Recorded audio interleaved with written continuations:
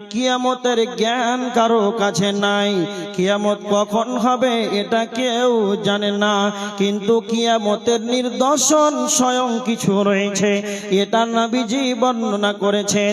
যখনই তোমরা এই আলামাতগুলো যখন দেখতে পাবে, তখন তোমরা ভেবে নেবে কিয়ামত আমাদের সন্নিকটে এসে হাজির হয়েছে। কি তোমরা আলামত দেখতে পাবে? কিয়ামত যে হবে এর সব চাইতে বড় আলামত স্বয়ং নবী মুহাম্মদুর রাসূলুল্লাহ পড়েন সাল্লাল্লাহু আলাইহি ওয়াসাল্লাম।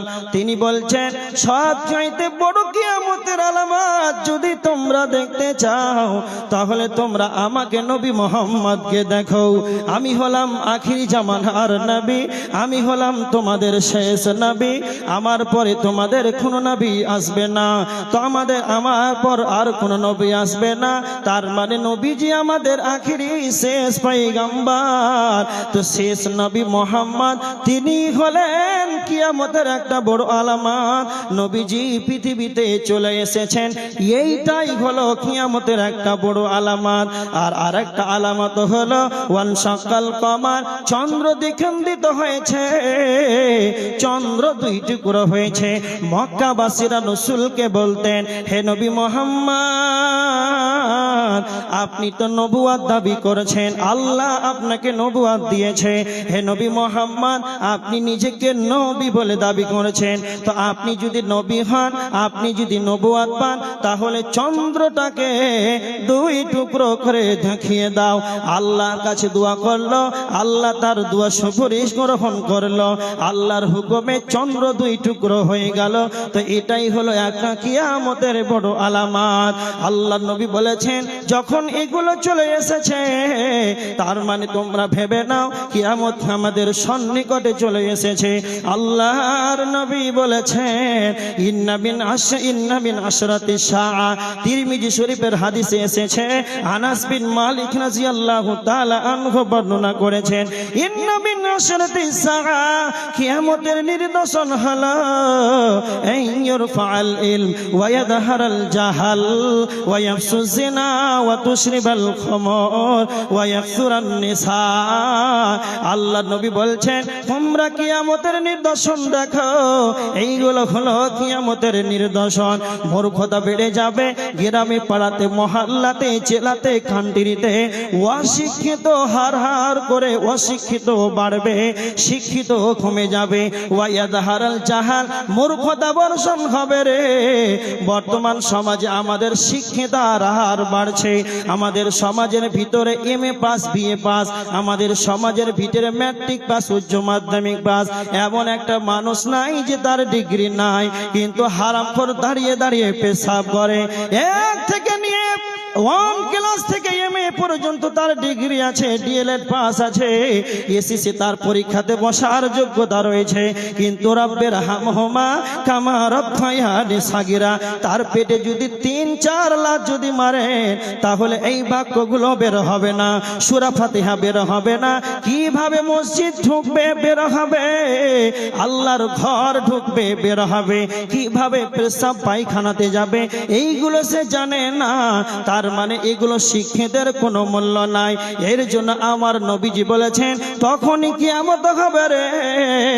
আল্লাহ সুবহানাহু ওয়া তাআলা তার বান্দার নিকট থেকে ইলম শিক্ষাটাকে তুলে নেবেন। আল্লাহ তার বান্দার কাছ থেকে ইলম শিক্ষাকে তুলে নেবেন। কেমন করে ইলম শিক্ষাকে কেমন করে আল্লাহ তুলে নেবেন?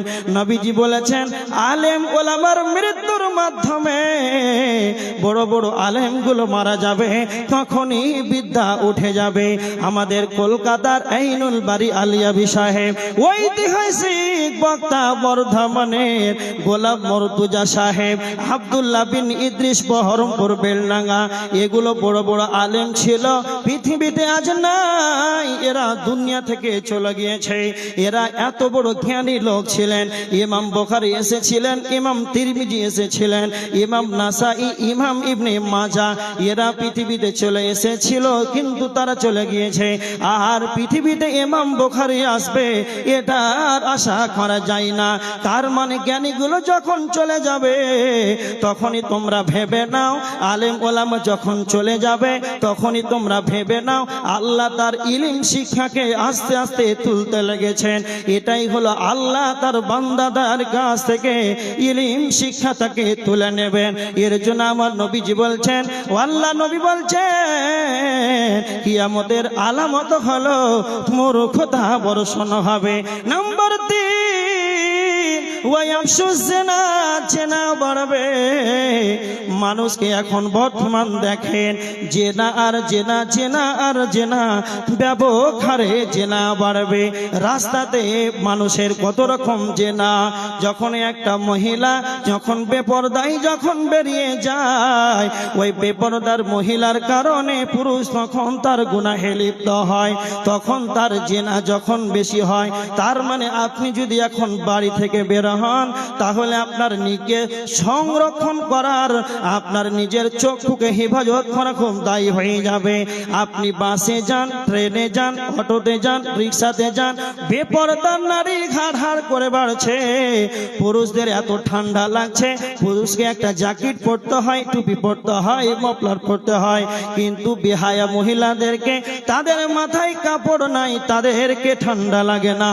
এই হারামখোর বেহায়া বেপরদার মহিলার কারণে মানুষ জেনায় বেশি লিপ্ত হচ্ছে। আর যখনই জেনা বেশি বেশি লিপ্ত হবে তখনই তোমরা বেছে নেবে, বুঝে নেবে কিয়ামত তোমাদের সন্নিকটে চলে এসেছে। আল্লাহর নবী বলেছেন কিয়ামতের আলামত নারী পুরুষ, পুরুষ আর নারী এমন ভাবে জেনা করবে পশুদের নেই জেনা করবে। কেমন পশুদের নেই জেনা করবে? পশুরা যেরকম মিলামিশা করে জেনা করে।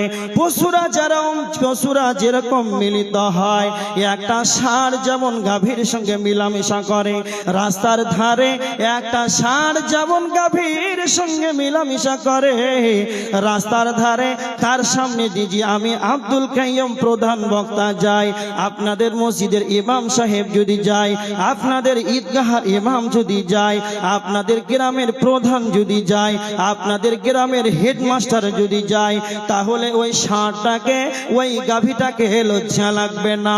কেন? সে হলো পশু, তার ভিতরে মানুষত্বের জ্ঞান নাই। তো নবীজি এটাই বলেছেন এমন একটা জামানা চলে আসবে রে মানুষ পশুদের নেই জেনা করবে, মানুষ এমন ভাবে ব্যাপক হারে জেনা করবে পশুদের নেই। তার পার্শ্ব দিয়ে তার গ্রামের লোক যাবে, প্রধানমন্ত্রী যাবে, এমপি যাবে, এমএলএ যাবে, মাস্টার যাবে, তাকে লাজ লজ্জা বলে লাগবে না। এর স্বয়ং প্রমাণ আপনার দক্ষিণ দিনাজপুর এলাকার মানুষ, আপনারা গ্রাম্য এলাকার মানুষ যদি একবার কলকাতা টাউন যাবেন, একবার আপনি দিল্লি বোম্বাই বড় বড় টাউন দেখবেন, সাংঘাতিক এদের অবস্থা। ছেলে মেয়ে দিনে উজ্জ্বল রোদ্রে দিনের বেলায় মানুষ জেনা করেছে, মানুষের সামনে মানুষ জেনা করেছে, মানুষ পশুদের মতো হয়ে গিয়েছে। আল্লাহ নবী বলছেন ওয়া তুশরিবাল খমর, মদ্যপান বেড়ে যাবে রে, ওয়ায়াকসুরান নিসা, মহিলাদের হার বেড়ে যাবে, দুনিয়াতে সংখ্যাতে মহিলারা বেড়ে যাবে। কত মহিলা বাড়বে? আল্লাহ নবী বলেছেন ওয়ায়াকিল্লার রিজালু হাত্তা ইয়াকুনা লিখামসিনা ইমরাতান, ওয়ায়াকিল্লার রিজালু হাত্তা ইয়াকুনা লিখামসিনা ইমরাতান তাইয়িবুন ওয়াহিদুন, 50টা ছেলে হবে আর একটাই মহিলা হবে রে। 50টা ছেলে হবে, 50টা মেয়ে হবে, একটাই ছেলে হবে। এগুলো হলো কিয়ামতের আলামত। যেই জায়গাতে যাবেন, এয়ারপোর্টে যান, স্টেশনে যান, বাজারে যান, মেয়েদের জন্য পুরুষরা পা ফেলার মতন জায়গা পাচ্ছে না। আপনারা কলকাতা যেতে হবে না, এয়ারপোর্টে যেতে হবে না, স্টেশনে যেতে হবে না, আপনাদের রায়গঞ্জ যেতে হবে না। এইখানে দেখেন কতগুলো মহিলা বেহায়ারা বাজারে ঘোরাফেরা করেছে, আর পুরুষ কয়টা বসে আছে। এগুলো হলো কিয়ামতের আলামত। নবীজি বলছেন যখনই তোমরা এগুলো দেখতে পাবে হবে, তখনই তোমরা ভেবে নেবে কিয়ামত তোমাদের সন্নিকটে চলে এসেছে।